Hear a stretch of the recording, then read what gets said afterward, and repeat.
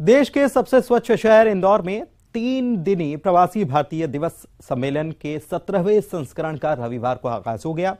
इस सम्मेलन में 70 देशों के 3,500 से ज्यादा प्रवासी हिस्सा ले रहे हैं और इस साल के सम्मेलन की थीम प्रवासी अमृतकाल में भारत की प्रगति के लिए विश्वसनीय भागीदार है। कल प्रधानमंत्री सम्मेलन में शिरकत करेंगे। इंदौर में 17वें प्रवासी भारतीय सम्मेलन का शानदार आगाज हुआ।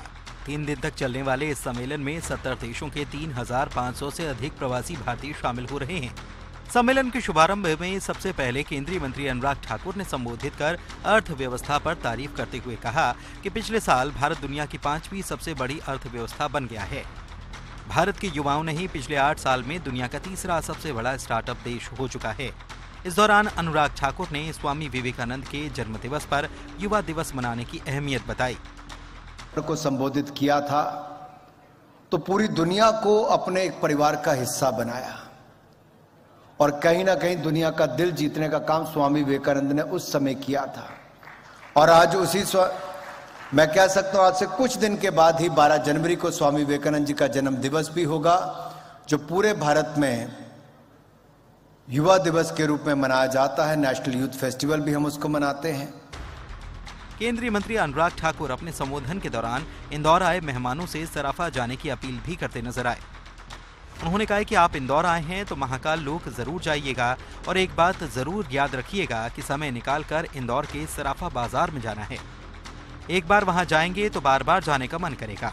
इसके बाद मुख्यमंत्री ने अनुराग ठाकुर की बात को आगे बढ़ाते हुए कहा कि सराफा तो जाना ही, साथ ही 56 दुकान भी जरूर जाना। 66 से ज्यादा देशों के प्रवासी भारतीयों का दिल जीत लिया है। अतिथि देवो भव की परंपरा को साकार किया है। आपने दिखा दिया है कि मेहमान जो हमारा होता है वो जान से प्यारा होता है।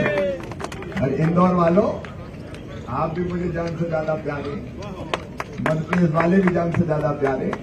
इस दौरान सीएम शिवराज ने अप्रवासी भारतीयों की तारीफ की।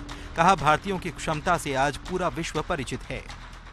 लगभग सभी देशों में, अलग अलग क्षेत्रों में आज भारत का डंका अगर बजाया है तो आपने बजाया, इसलिए मैं आपका स्वागत करता हूं, आपका अभिनंदन करता हूं।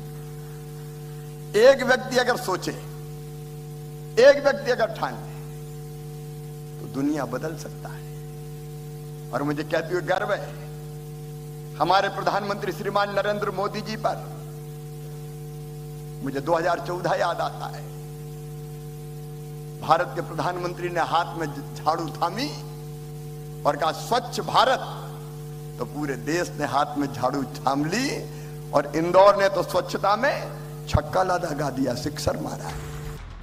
केंद्रीय विदेश मंत्री एस जयशंकर ने भी प्रवासी भारतीयों को संबोधित किया। उन्होंने अपने संबोधन में कहा कि भारत के युवा दुनिया से हमें जोड़ने में बड़ी भूमिका निभा रहे हैं।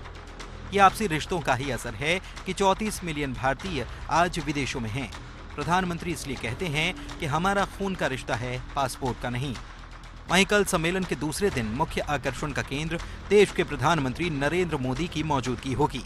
वे सूरीनाम के राष्ट्रपति संतोखी और गुयाना के राष्ट्रपति मोहम्मद इरफान अली के साथ मंच साझा करेंगे। Bureau report, news 18। राज्य स्तरीय छत्तीसगढ़िया ओलंपिक समारोह का मुख्यमंत्री भूपेश बघेल ने रविवार को उद्घाटन किया। बलबीर सिंह जुनेजा इंदौर स्टेडियम में ये समारोह हो रहा है, जो अगले 3 दिनों तक चलेगा। इससे प्रतिभागियों को एक और जहां मंच मिलेगा, वहीं उनमें खेलों के प्रति जागरूकता और बढ़ेगी, खेल भावना का विकास होगा। सीएम भूपेश बघेल ने सरदार बलबीर सिंह जुनेजा इंडोर स्टेडियम में पहली बार होने जा रहे राज्य स्तरीय छत्तीसगढ़िया ओलंपिक का उद्घाटन किया। छत्तीसगढ़ महतारी की पूजा अर्चना के बाद इस कार्यक्रम की शुरुआत हुई। इस दौरान सीएम ने कहा कि छत्तीसगढ़िया ओलंपिक में बच्चों से लेकर बुजुर्गों तक सभी आयु के लोगों ने अपने अपने वर्गों में भाग लिया। प्रदेश में खेलों के लिए उत्साहजनक वातावरण बना है, खेलों के प्रति जागरूकता बढ़ी है।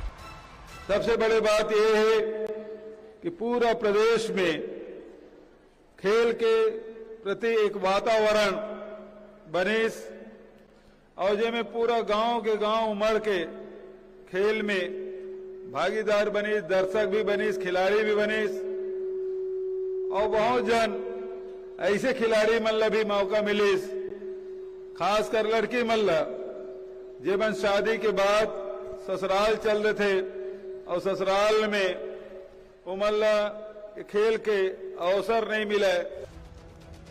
छत्तीसगढ़ ओलंपिक में 14 तरह की खेलों को शामिल किया गया है। इनमें गिल्ली डंडा, पिट्ठू, संखली, लंगड़ी दौड़, कबड्डी, खो खो सहित कई ग्रामीण खेल शामिल हैं। सीएम भूपेश बघेल ने विजेता खिलाड़ियों को पुरस्कार देने की बात कही। अब मैं कहा था कि क्लस्टर स्तर के जिन खेल हुए, ब्लॉक स्तर के जिन खेल हुए, जिला स्तर के, संभाग स्तर के और प्रदेश स्तर में जिन जिन भी प्रथम, द्वितीय, तृतीय आए सब लोग पुरस्कार मिली। इस राज्य स्तरीय आयोजन में प्रदेश के सभी जिलों के लगभग 1900 प्रतिभागी शामिल हो रहे हैं। ये स्पर्धाएं 10 जनवरी तक चलेंगी, जिसमें प्रदेश की लोक संस्कृति समेत स्थानीय खेलों को लोगों को जानने का मौका मिलेगा। Bureau report, news 18। और अब खबर एक बेटी के संघर्ष से उबरकर कामयाबी की उड़ान भरने की। हम बात कर रहे हैं धमतरी की रहने वाली स्मारिका की, जो अगर चाहती तो मोटी तनख्वाह पर नौकरी भी कर सकती थी, लेकिन उनके दिमाग में कुछ और था। तभी तो आज वो अपनी सोच और प्लानिंग की बदौलत दूसरों को भी रोजगार दे रही हैं और खेती को उन्होंने फायदे यानी लाभ का धंधा बना डाला।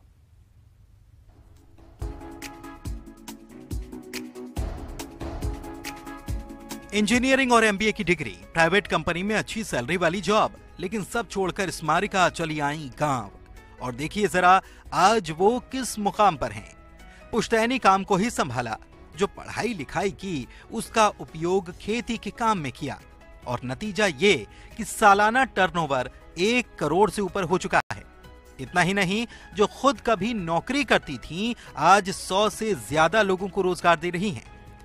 कुरूद ब्लॉक का एक छोटा सा गांव है चरमुढ़िया और यहीं निवास करती हैं स्मारिका। हाई क्लास लाइफ मेंटेन करती हैं, वो भी खेती के जरिए। लाइफस्टाइल और डेली वर्क शेड्यूल बिल्कुल किसी निजी कंपनी के सीईओ जैसा। प्लानिंग, एक्सपर्टीज और इन्वेस्ट के चलते आज उन्होंने फार्मिंग को एक अलग रूप में स्थापित कर दिया है। धान की परंपरागत खेती को छोड़ वे सब्जियों की खेती कर रही हैं।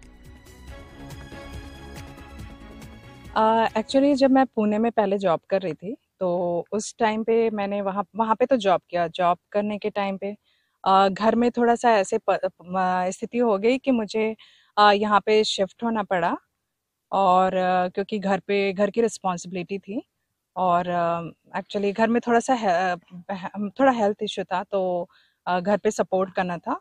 एक्चुअली अभी हम लोग फिलहाल 2 साल से, ये दूसरा ही साल है हम लोगों का फार्मिंग में, वेजिटेबल फार्मिंग में।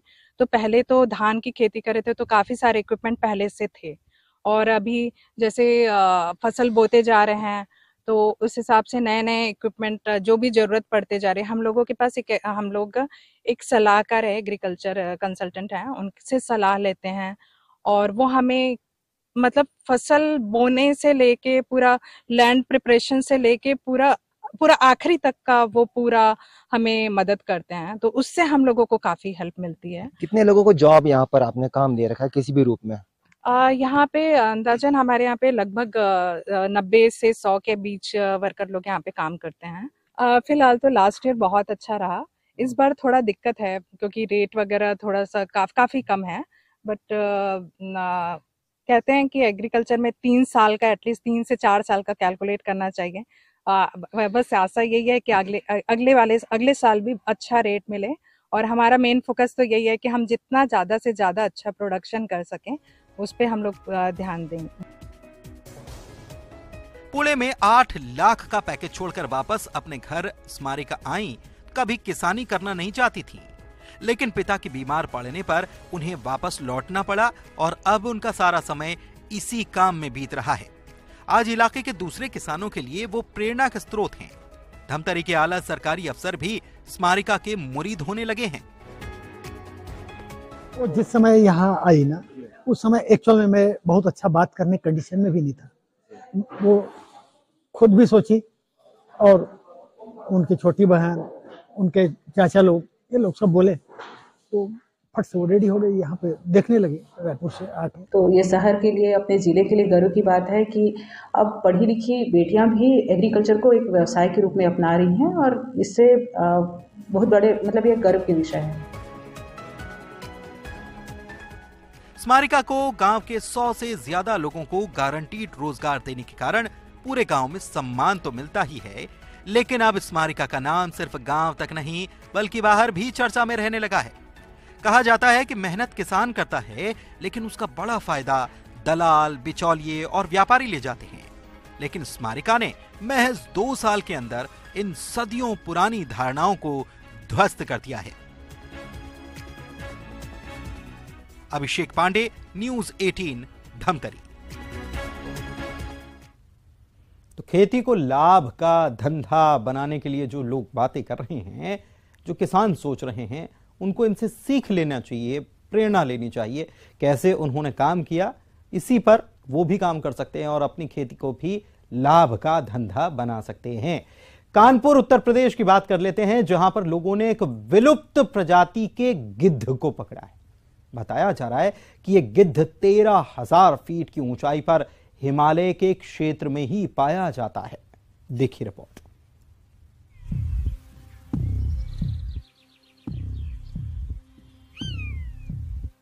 गिद्ध, जिसे अंग्रेजी में वल्चर भी कहा जाता है, और ये विशाल पक्षी भी हमारे इकोसिस्टम का महत्वपूर्ण अंग है। कह सकते हैं कि ये हमारे सफाई मित्र हैं, क्योंकि नेचुरल तरीके से ये मृत जीवों को खाकर हमारे पर्यावरण को साफ रखते हैं। लेकिन चिंता की बात यह है कि हमारे देश में लगातार इनकी संख्या में गिरावट हो रही है।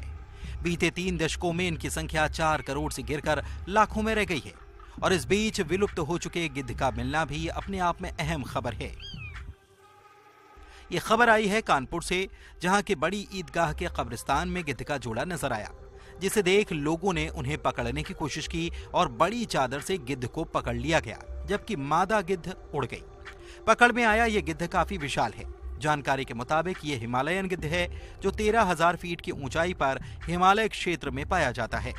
पकड़ाया गिद्ध काफी बड़ा है। इसका एक पंख ही फैलाने पर करीब 5 फीट चौड़ा है। स्थानीय लोगों ने इस गिद्ध को पकड़ा और फिर पुलिस के हवाले कर दिया। अनुमान लगाया जा रहा है कि गिद्ध प्रौढ़ है। गिद्ध की पहचान करने के बाद ईदगाह में रहने वाले सफीक नाम के युवक ने अन्य 5 लोगों के साथ मिलकर बड़ी चादर तानकर उसे पकड़ा।